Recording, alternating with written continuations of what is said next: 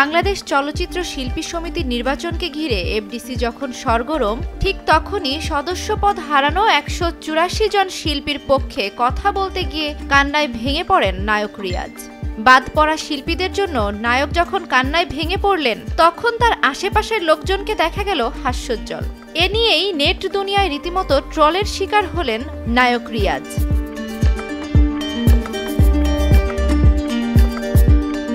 সোমবার এফডিসিতে পূর্ণ সদস্যপদ হারানো শিল্পীদের নিয়ে কথা বলেন রিয়াজ।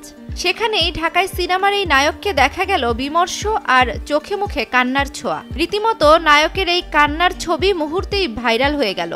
ভাইরাল হওয়ার পর থেকেই নেট দুনিয়ায় রিয়াজের কান্না নিয়ে চলছে সমালোচনা। নেটিজেনরা মন্তব্য করছেন, কান্না নাকি অভিনয়।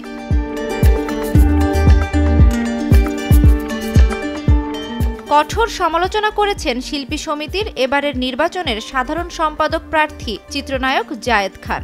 শুধু তাই নয়, রীতিমতো প্রশ্ন ছুড়ে দিয়েছেন ঢালিউডের লাভার বয় খ্যাত অভিনেতা রিয়াজকে। আজকে যে কমিটিকে নিয়ে এত সমালোচনা হচ্ছে, সেই কমিটিতে রিয়াজ ভাইও ছিলেন। যাচাই বাছাই কমিটিতে সদস্যপদ থেকে সহযোগী সদস্যপদ করা হয়েছে, সেখানে নায়ক রিয়াজের সাইনও ছিল, দাবি করেন এই সময়ের সামাজিক যোগাযোগ মাধ্যমে আলোচনায় থাকা জায়েদ খান।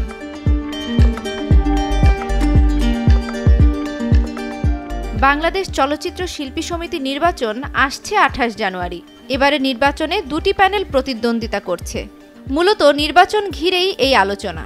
নির্বাচন শেষ হলেই আবার মিলে যাবে শিল্পীরা, থাকবে না আর কোনো রেষারেষি। জান্নাতুল দোলনা, সময় সংবাদ।